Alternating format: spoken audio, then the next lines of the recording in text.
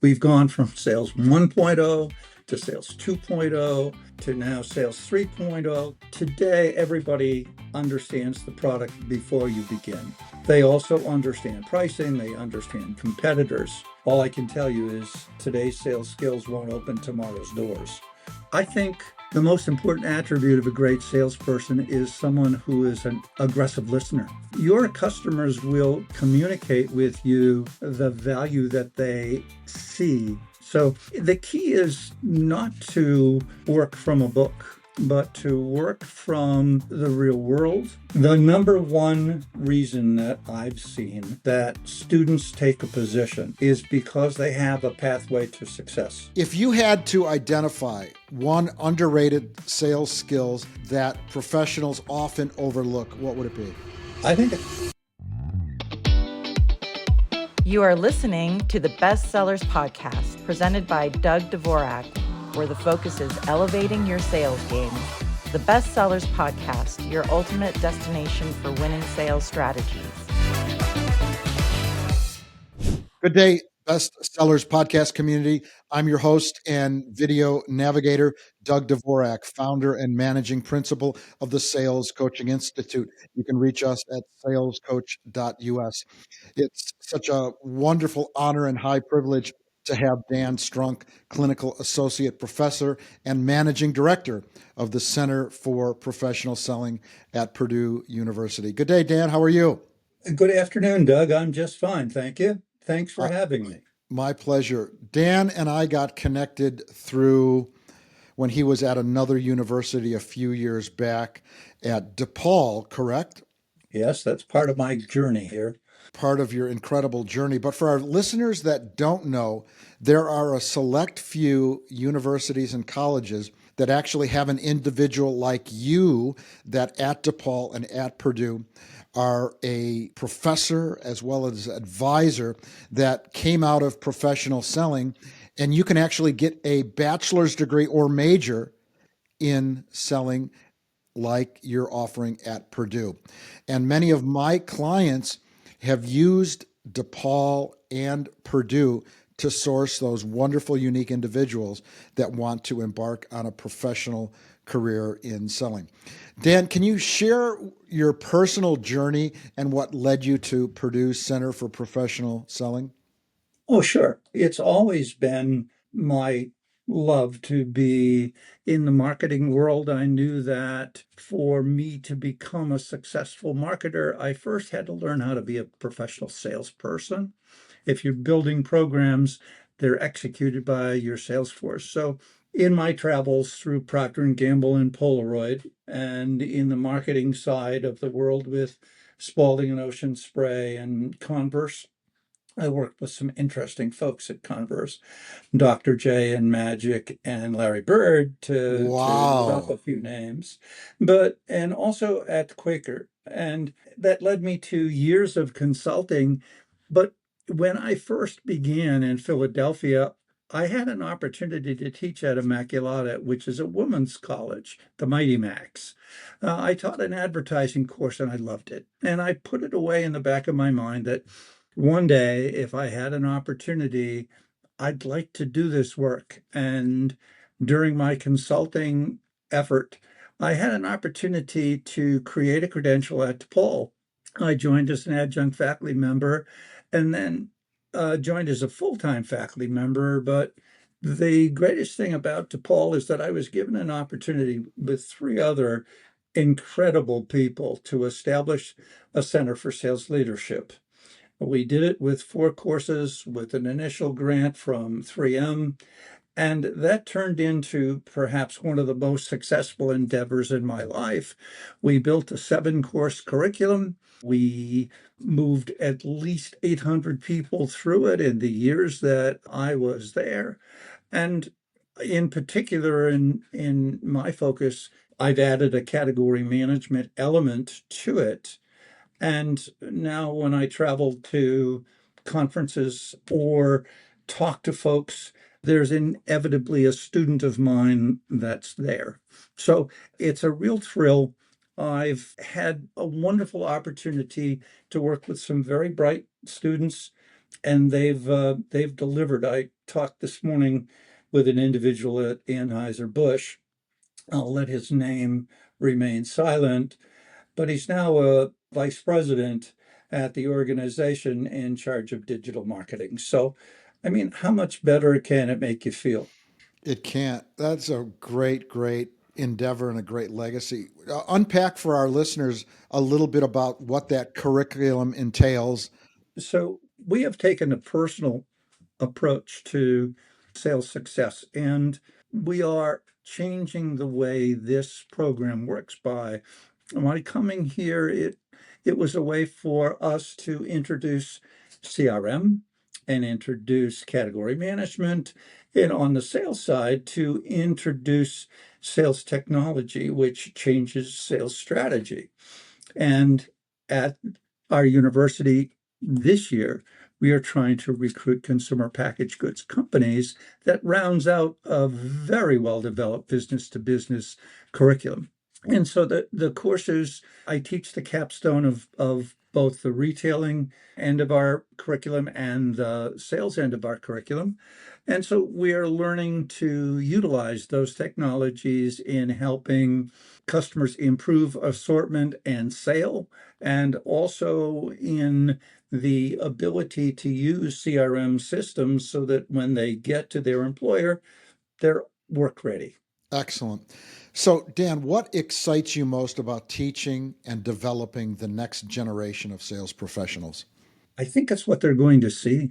I'm so jealous that the students in those seats are going to have an opportunity to experience a retail revolution where we're going to change the retail space completely.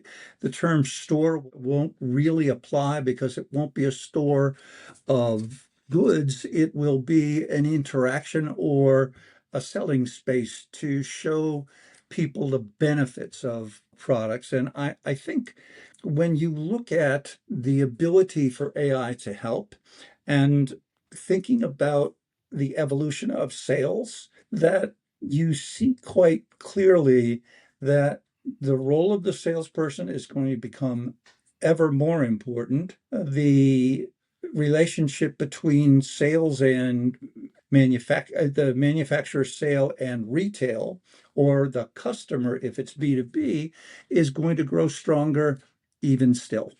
Excellent.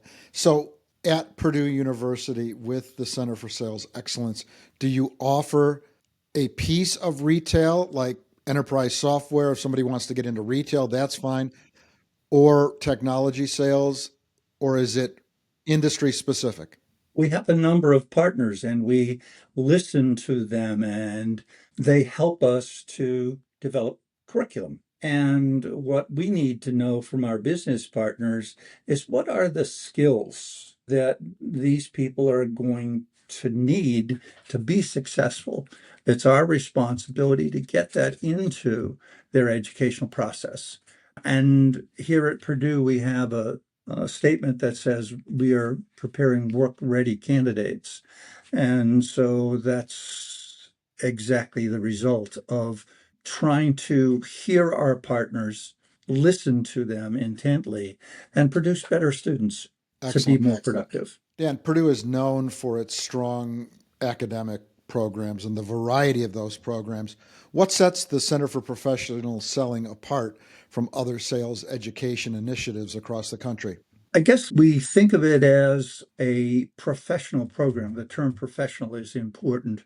Our ability to work with our partners and create the students that will change the sales agenda worldwide, if you will, but certainly in the North American country. It's all about us having the proper courses to teach. We also ask our partners to get involved in the classroom. So we ask them to provide us case studies. We deliver those case studies to our students and they present them back to our business partners. We also have role plays. So we're constantly trying to engineer real world needs, real world experiences into our program to produce mature candidates. Excellent. Let's talk about sales as a profession. How has the profession of sales changed in the last 5 years? Okay, so we've gone from sales 1.0 to sales 2.0 to now sales 3.0. The difference between 2.0 was analytics. The difference to 3.0 was shopper insight and to use data to create direction for marketing folks and for a company. I think the basic difference is the requirements. When we think about sales 1.0, the story was to show up and to explain and to provide an understanding of the product. Today, everybody understands the product before you begin. They also understand pricing, they understand competitors. In 2.0, we wanted to use numbers and analytics to be able to be better prepared. There was a model called Challenger and then a Challenger buyer, but it isn't the model, it's creating value for your customer. And Hmm. so analytics were the first step. And then this thing called insights came about where we began to understand that not only does, and at least in consumer packaged goods, not only does the shopper have to be served, and that's to be happy with their shopping experience, but business has to be served so that they can set a shelf properly and produce that customer experience. So I think that we are looking at a different kind of person. We are looking at different capabilities, and all to enhance sales now and in the future, because we're Excellent. not stopped today. All I can tell you is today's sales skills won't open tomorrow's doors. I love that. Today's sales skills won't open tomorrow's doors. Can I harvest that? I love that. Absolutely, it can be yours. Thank you. So Dan, in your view, what are the essential skills modern sales professionals must master in 2025 and beyond? Let's put analytics aside for just a second. I think the most important attribute of a great salesperson is someone who is an aggressive listener. And so your customers will communicate with you the value that they see. You've got to be able to listen and pull that information out from your dialogue. So I think the listening skill in CPG has got to improve. It's got to improve in B2B selling. And it is the understanding of a customer's objectives and motivations that will lead you to allow a buyer to make a purchase rather than make a sale. I just believe that the challenger customer, I think, is the right model, not the challenger sale, because I believe that the merchant is the individual that sets the standard for acceptance of a product, and we've got to be understanding of what their needs are in order to be able to provide them. Excellent. Dan, how do you balance teaching timeless selling principles with the rapidly changing sales technologies and data driven approaches? That's an interesting question that I believe, first of all, listening to your industry. I love what Second you of said, all, aggressive listener. I love that. and second of all, beginning to learn and be ahead of the curve. So listen early, explore early, be able to integrate that into a learning program. We use a simulation to teach CRM. And so in that simulation, students are given the opportunity to work with current accounts with notes about a buyer. And then they have to go and prospect a buyer and understand through their research what this buyer's motivation is likely to be, and then try and serve it. So I think listening skills, better understanding of data, the ability to provide insight to your customer is where we can improve constantly in sales. Excellent. Dan, let's talk about where academia meets the real world. How do you incorporate real world sales challenges into your classroom instruction? Sure, that's where we ask partners to become partners in delivering material to our students. Number one, I talked a bit about having case studies and our business partners presenting their problems and students be given the opportunity to have the data to provide a real world solution.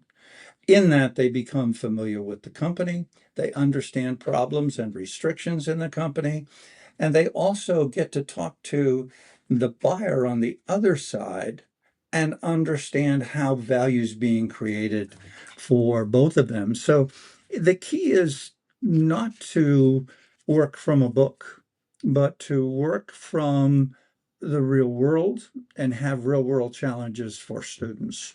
So, do your business partners that are involved in the Selling Center for Excellence at Purdue offer internships that, or is that a requirement that you've got to have a sales internship before you graduate from Purdue with a degree in sales?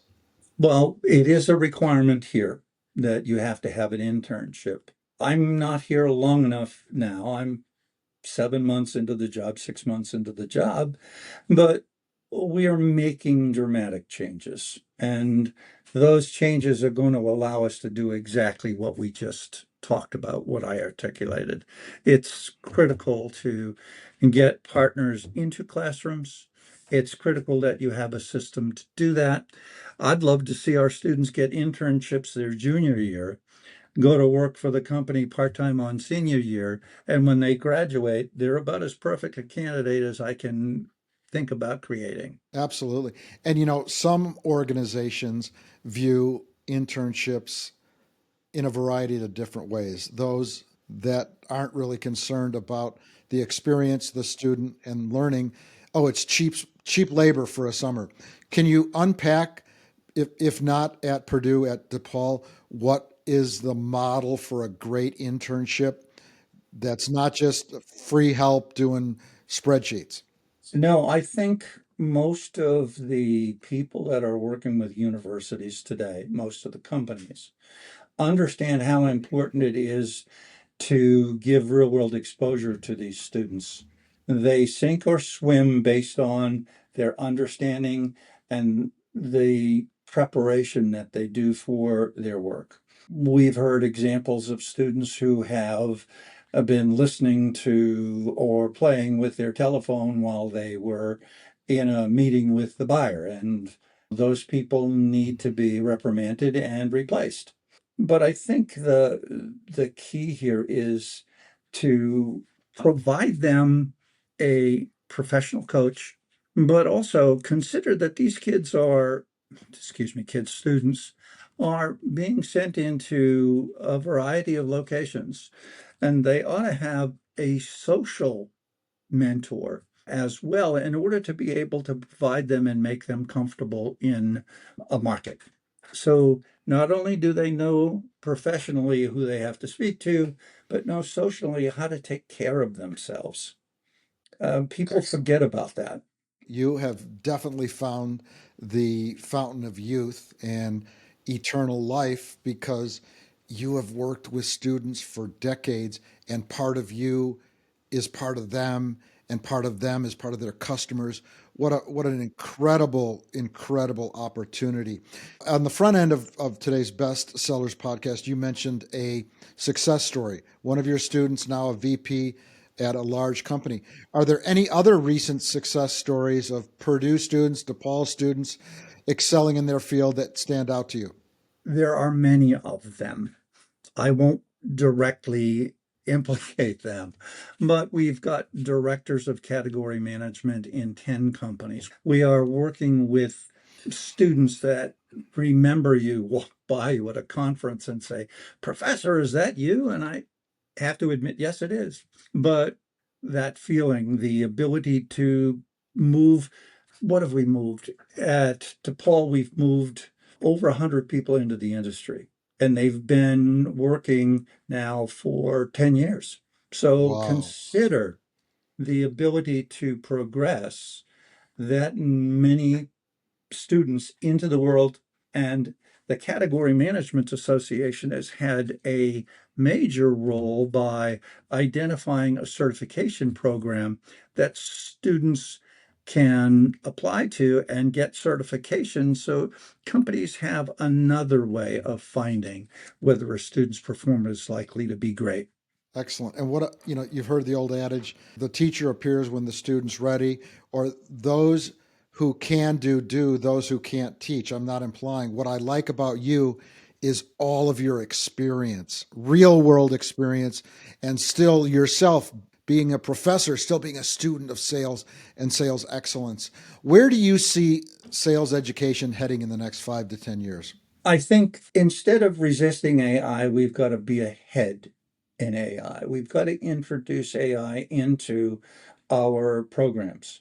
We know that AI in the CRM world is doing customer communication, improving analytics, improving the percentage of accuracy to the supply chain information input. We've got to take the students' original efforts here in AI and instead of downing it, get it to be encouraged and give them an opportunity to go from what is simple stuff like ChatGPT. That's allowing you to work with an associate, an assistant. Let's take that understanding with assistance. I think where sales will be is on the precipice of managing accounts and perhaps long term consuming the marketing end of the business. I think we're going to talk about marketing to huge organizations that are consolidating and aggressively purchasing other businesses. We know we've gone from 120 stores owning 65% of the ACV to about 5 or 6 here in the grocery industry. We've got retail change, we've got professional sales change, and we've got technology changing, all to make our sales professionals far better folks in the future. Excellent. Dan, what advice would you give to sales leaders who are hiring new graduates today? The number one reason that I've seen that students take a position is because they have a pathway to success. They're provided an opportunity to understand where they're going to be in 2 years and where they're going to be in 5 years, what expectations are. At least with a roadmap, you know how to perform. But if you're given training, told this is the way we do it, and put into the field without an understanding of where you'll be and how hard you can work to get there, I think it's hard to get someplace without a target, without an understanding of a destination. Excellent. Dan, how can companies better align their training efforts with what students are learning in sales programs? Well, go back to CMA for a minute. CMA is the Category Management Association. So think about the consumer packaged goods world. What the Category Management Association has said, we have so many people looking for category management professionals.